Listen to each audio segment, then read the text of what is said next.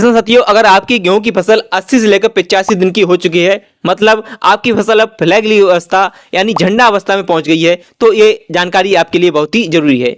इस स्टेज पर किसान अगर सिर्फ 5 जरूरी काम सही समय पर कर ले तो यकीन मानिए कि पिछली साल की तुलना में 30 से लेकर 40% तक पैदावार बढ़ सकती है। अक्सर यहीं पर छोटी से छोटी गलती से बड़ा नुकसान हो जाता है। बालियां तो किसान साथियों की बन जाती हैं, लेकिन उनमें दाना भराव अच्छा नहीं होता है। और इस वीडियो का आखिरी पॉइंट सबसे महत्वपूर्ण है, क्योंकि आजकल जब गेहूं पकने का समय होता है तो क्या देखते हैं कि अचानक तेज गर्मी पड़ने लगती है, टेम्परेचर बहुत ज्यादा हो जाता है।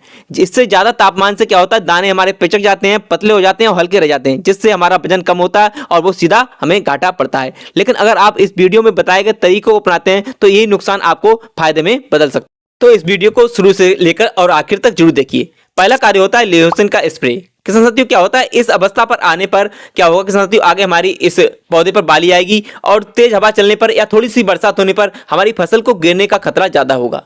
तो किसान साथी, इस चीज को देखते हुए हमें एक प्रयोग करना है ल्यूसेन का, जो कि एक पीजीआर होता है। और किसान साथी, इसको मात्रा लेनी है हमें 400 ml 200 लीटर पानी में हमें अपना प्रति एकड़ के हिसाब से इसका प्रयोग करना है। इनका प्रयोग करते हुए आप ध्यान रखेंगे, इसके साथ हमें किसी प्रकार की एनपीके या किसी प्रकार का फंगीसाइड नहीं मिलाना है। तो इसका पूरा वीडियो जल्द ही हमारे यूट्यूब चैनल पर आने वाला है, इसलिए हमारे चैनल को अभी से आप सब्सक्राइब कर लीजिए। इस अवस्था पर जो दूसरी बात हमें ध्यान रखनी है वो पीला रतुआ रोग। किसान साथियों, बहुत सी वैरायटी अभी भी ऐसी हैं जो किसान साथियों ने नहीं त्यागी हैं, जैसे HD 28 51 हो गया, HD 29 67 हो गया, या अन्य कुछ वैरायटियां हैं जिन पे किसान साथियों पीला रतुआ का आक्रमण हमेशा बना रहता है, हमेशा उसमें आने का खतरा लगा रहता है। तो किसान साथी, हमें अपने खेत का निरीक्षण करना है, हमें बाहर से अपने खेत का निरीक्षण करना है। और या फिर हम अगर आपके खेत में, आपके फार्म में कहीं पर पेड़ है तो उस पेड़ के नीचे निरीक्षण करता है, क्योंकि पीला रतुआ रोग होता है वो ऐसी जगहों से स्टार्ट होता है, या तो आपके खेत के बाहर से स्टार्ट होगा या कहीं पेड़ हो जहां पर आर्द्रता ज्यादा रहती है, यहाँ पर नमी ज्यादा रहती है, वहां से स्टार्ट होता है। तो वहां पर अगर देखना है किसान साथियों, अगर आपको पीला रतुआ के कोई भी लक्षण दिखाई पड़ रहे हैं तो आपको टिल्ट का प्रयोग करना है। टिल्ट के साथ साथ एक फंगिसाइड होता है और इसकी मात्रा हमें लेनी है 200 ml 200 लीटर पानी में प्रति एकड़ ले सकते हैं। एक साथ एक अन्य फंगिसाइड होता है नेटिवो, इसकी के साथ हमें मात्रा लेनी है 120 ग्राम प्रति 200 लीटर पानी में प्रति एकड़ के हिसाब से।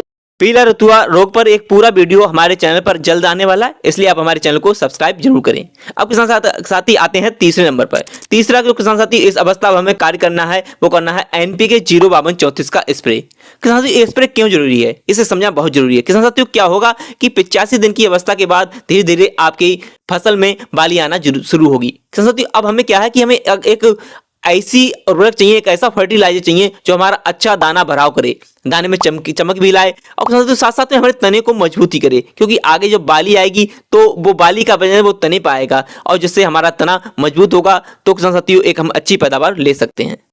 तो जो NPK 05234 होता है किसान साथियों, उसमें फास्फोरस अच्छी मात्रा में होता है, जो क्या करेगा हमारे तने को मजबूती प्रदान करेगा, साथ साथ में एक अच्छे दाना भराव के लिए भी अग्रसर होगा। वहीं किसान साथियों इसके अंदर पोटास भी अच्छी मात्रा में पाई जाती है, जो किसान साथियों एक अच्छे दाना भराव के लिए जरूरी होता है, साथ साथ में दाने की चमक को भी बढ़ाता है। इसलिए इस स्टेज पर हमें NPK 05234 का प्रयोग जरूर करना है। अब जो किसान साथी चौथा कार्य करना है वो किसान साथी हमें देखना है कि अपने फसल का निरीक्षण करें और फसल में आपको पत्ते पर कहीं सिलबटे दिखाई पड़े, ऐसा लगे कि उनमें फफोले के माध्यम से हवा भरी हुई है, तो आप किसान साथी समझ जाएं कि ये बोरान की डिफिशियंसी के लक्षण है, बोरान की कमी के लक्षण है। तो किसान साथी यहाँ पर हम क्या लेंगे, हम लेंगे बोरेक्स पाउडर। इसकी मात्रा हमें लेनी है 200 ग्राम 100 लीटर पानी में प्रति एकड़ के हिसाब से इसका प्रयोग कर सकते हैं। एक किसान साथी हम बोरान ले सकते हैं 20% वाला, इसकी मात्रा हमें लेनी है 100 ग्राम प्रति एकड़ के हिसाब से, इसका हम प्रयोग अपनी फसल में कर सकते हैं। अब बात करते हैं सबसे महत्वपूर्ण 5वें पॉइंट की।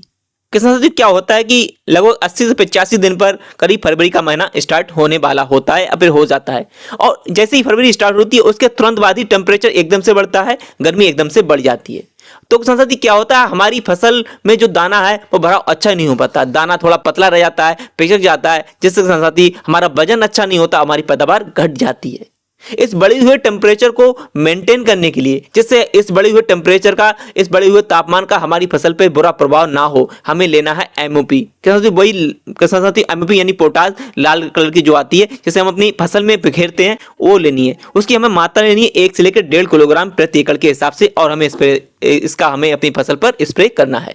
किसान साथियों, इसके करीब 20 दिनों के बाद दोबारा से हम ये स्प्रे को दोहरा सकते हैं, क्योंकि 20 दिन के बाद और भी ज़्यादा टेम्परेचर बढ़ेगा और उस बढ़ी हुई टेम्परेचर से हमें अपनी फसल को सुरक्षा देनी है, जिससे हम एक अच्छा पैदावार ले सकें। तो किसान साथियों, ये वीडियो आपको कैसा लगा हमें जरूर बताइएगा। आपके कोई भी सवाल हो कमेंट जरूर कीजिएगा और ये इसे अन्य किसानों के पास भी शेयर कीजिए, क्योंकि किसान साथी बहुत परेशान हैं और वो एक ऐसी अच्छी जानकारी को चाहते हैं। तो किसान साथियों, मिलते हैं अगली वीडियो में, तब तक के लिए जय जवान जय किसान।